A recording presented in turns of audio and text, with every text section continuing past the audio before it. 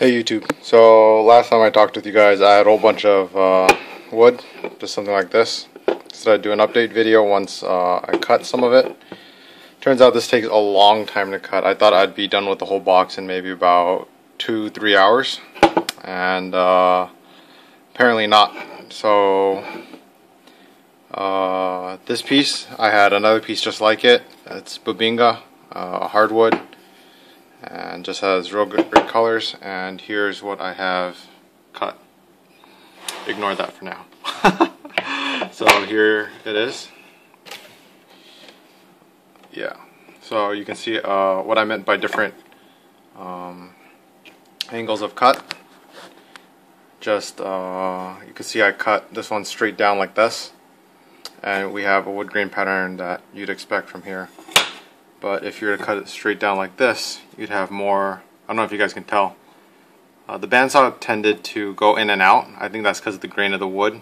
It hit different parts. You can see it's actually pretty consistent in where it hits. So I think it's something about the wood that does it, not so much the bandsaw. Maybe someone with more experience can chime in.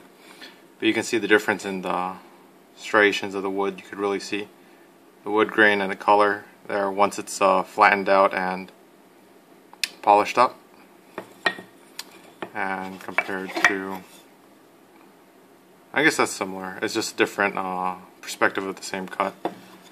I did have a piece that I cut off like this, and I don't know where that went right now, but anyways, this is basically what I got from a piece like this. So if we assume one of these makes, let's say conservatively, maybe a pair and a half of scales, so 3 scales. We have 1, 2, 3, 4, 5 and a half, so that's what, 7 scales minimum. And that was, this was about $8 for the 2 of them. So I'd say 14 scales from just this block, and that's considering how big the scale is, because this is pretty wide in this direction. So I think this is, let's see if I have a ruler on hand. So what is that? 2 inches? So if you have a 1-inch knife like we built in the build along, you could just cut this down the middle and have even more scales. But anyways, this is the one that I was talking about. This is the one I was excited about, so I cut this first. Glad there wasn't too big of a learning curve in using a bandsaw.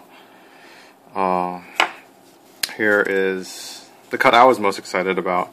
This piece isn't that good, just because it was the end piece and you can't see both sides. You can see just the wood grain when it's cross cut. How beautiful that is. Or once it will be, once it's polished up. Just brought out.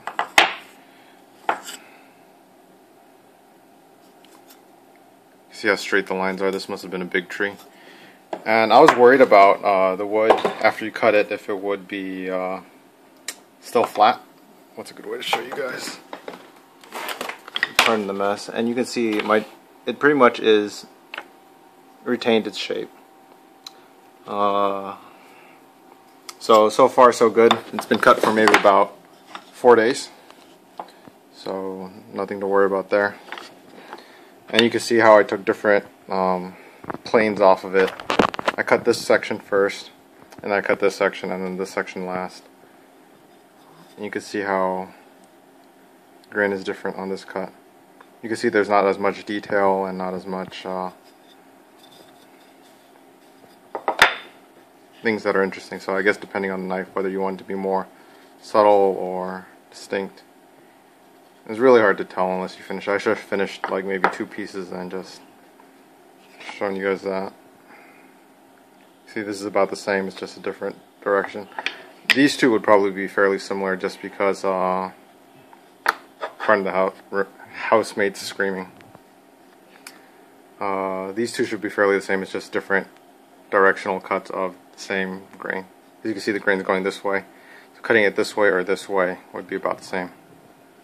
But I think this is called a crosscut, and this is probably the most interesting type of cut. Also, I've been trolling eBay. You find a lot of these lots with just some scrap wood that goes for fairly cheap. And I think I'm going to try to make a friction folder, and I'm going to use these for my back spacer. There are some larger pieces that came with this, but this is what I found to use.